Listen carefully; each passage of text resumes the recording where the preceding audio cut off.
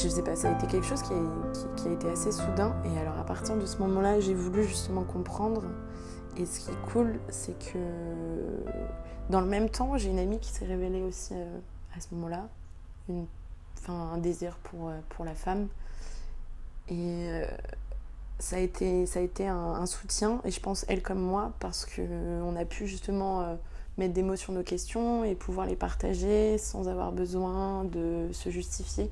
C'était vraiment quelque chose de fluide et c'était quelque chose qui était en plus au même moment, et donc du coup on partageait un petit peu nos ressentis, nos expériences, nos peurs, nos craintes, et ça a été un long cheminement. Et je me souviens encore cet été, on était dans la chambre et on a reparlé, et je sais pas, c'est quelque chose qui m'a pas mal aidée à mettre des mots sur tout ça.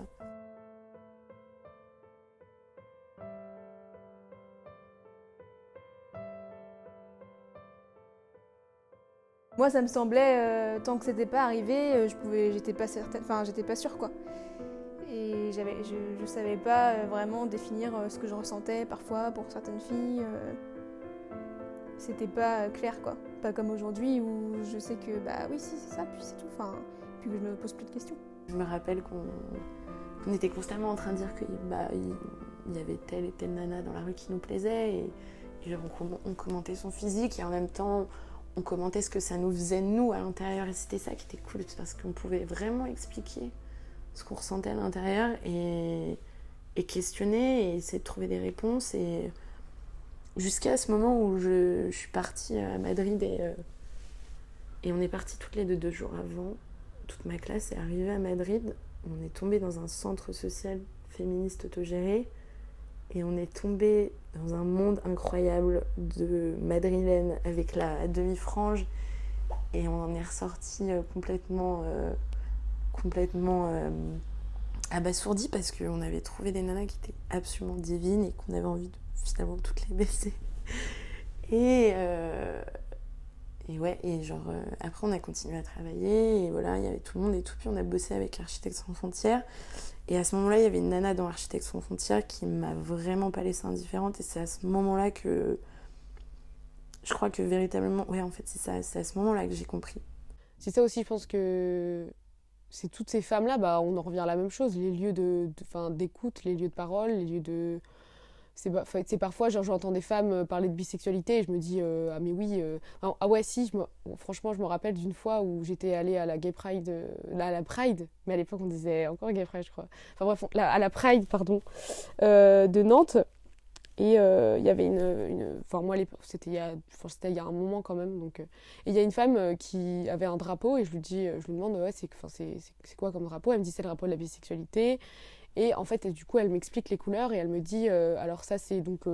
mais c'était genre, femme, genre les deux genres, et je ne suis pas indécise, la troisième couleur. Et ce mot-là, je ne suis pas indécise, cette phrase-là, je ne suis pas indécise, je pense que ça a été l'un des premiers déclics aussi, pour me dire, ah mais oui, j'avais jamais pensé à ça, je ne suis pas indécise.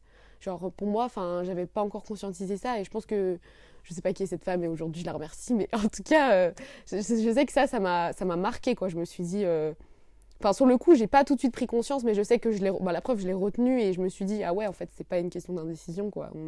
La bisexualité, c'est vrai, ouais, c'est une identité en elle-même, et c'est pas juste un entre-deux où il faut faire un choix, c'est vraiment, c'est pas une indécision, quoi. C'est une décision, et je pense que c'est l'une des femmes, tu vois, c'est même pas une autrice, c'est une femme comme ça. Après, évidemment,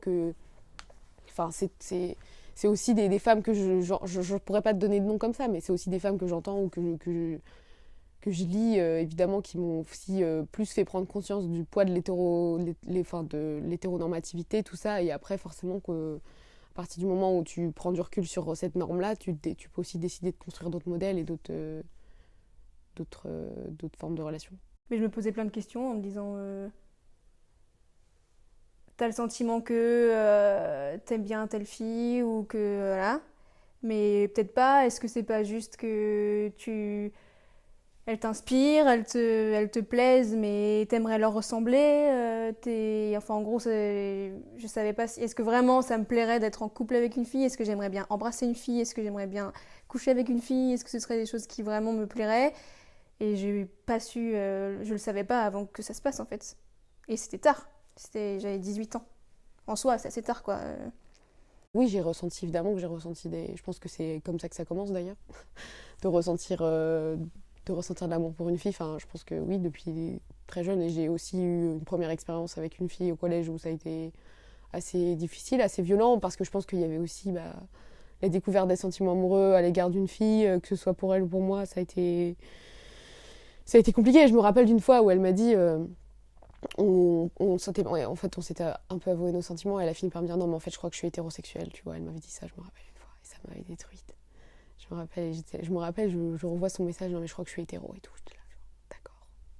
Et je pense que ça a été une relation très violente aussi pour moi, et avec cette fille-là. Et puis en plus, au début, vu qu'avec les filles, on tisse forcément des relations enfin, il y a aussi ce moment où tu tisses une relation avec une fille, mais tu ne sais pas si tu l'aimes. Enfin, en plus, quand t'es jeune et tout, tu sais pas trop l'amitié, l'amour, tout ça, c'est compliqué de faire la différence.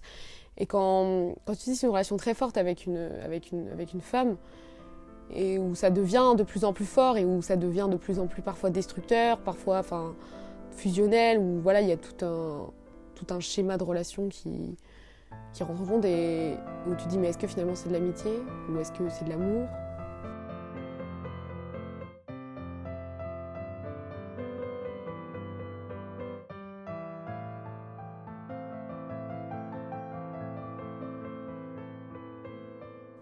Moi, j'ai eu que 2 copines.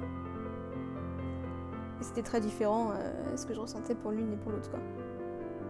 Donc, je pourrais dire, si tu m'avais fait l'interview il y a 2 ans et demi, 3 ans, je t'aurais pas du tout donné la même réponse qu'aujourd'hui, après avoir eu une deuxième copine où c'était plus du tout pareil, quoi. Et la première fois, je t'aurais dit, bah, c'est chouette, voilà, mais pas beaucoup, enfin, pas vraiment de grande différence avec le fait d'aimer un garçon, même si je sais pas si un jour j'ai vraiment aimé un garçon, mais je pense quand même si. Mais un peu de la même façon justement que j'ai aimé cette fille-là, c'est-à-dire l'amour où qui pour moi est pas vraiment l'amour, quoi. Qui est l'attachement, l'attirance peut-être, mais à un niveau moindre, on va dire, et du coup des sentiments qui peuvent être très forts, mais qui sont pas qui ont rien à voir avec ce que après j'ai connu avec ma deuxième copine, et où là c'est une claque. Là c'est tu ressens plein de trucs que t'as rien demandé, mais t'as pas le choix, quoi. Mais il y a une partie de cet amour là qui est c'est trop bien, quoi. C'est trop beau, c'est trop mais une fois que tu l'as connu, c'est compliqué derrière de se dire que tu vas le connaître à nouveau, tellement t'as le sentiment que c'est impossible que tu ressentes ça à nouveau avec quelqu'un d'autre, quoi. Et une chaleur à l'intérieur du corps où j'arrivais pas à comprendre d'où elle venait et jusqu'où elle allait et pourquoi elle me transperçait, mais je sais pas, cette vue et cette vision du corps de la femme qui m'a... Je sais pas, elle m'a vraiment bouleversée, et je me suis dit qu'il y avait une harmonie dans le corps qui me plaisait énormément et qui était propre à chacune aussi, parce que c'est ça que j'aime aussi chez la femme, et dans toute la lutte féministe qu'on peut voir aujourd'hui.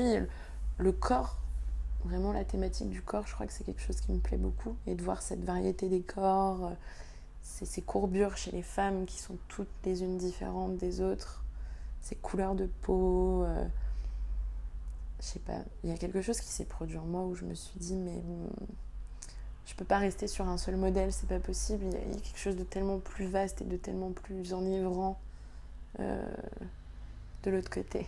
Aujourd'hui, physiquement, les femmes m'attirent beaucoup plus parce que j'ai connu des corps féminins. Donc du coup, je sais à quel point je les ai trouvés beaux et attirants. Mais au tout début, j'étais pas attirée par le physique d'une femme. Ce qui m'attirait le plus, c'était la complexité des femmes d'une manière générale, on va dire, que je trouvais beaucoup plus intéressante que les garçons. Un jour, il y a eu cette meuf. Et rien que dans le regard, le premier regard, j'ai compris qu'en fait, il y avait plus où il pouvait y avoir potentiellement plus. Et après, ça a été tout un cheminement. Et ça a été assez important parce que ça s'est pas fait de manière sauvage, ça s'est fait de manière douce et quelque part limite intellectuelle où justement je pouvais partager mes visions des choses, mes opinions et à force en fait le désir naît et le désir est constant et je sais pas, aujourd'hui quand je suis dans la rue, je regarde beaucoup plus les meufs que les mecs et c'est acté quoi. Je dirais à n'importe qui, quand tu ressens quelque chose pour quelqu'un, là c'est plus dans le sens les personnes, enfin, quand t'es certaine ou quand t'es certain d'être amoureux, de ressentir de l'amour pour quelqu'un, et que tu te poses des questions ou que t'oses pas ou que c'est difficile faut le faire quand même, tant pis. Faut pas rester, faut pas se protéger, faut pas protéger les autres, faut vivre le truc et puis tu verras bien ce qui se passe après et faut pas regretter quoi.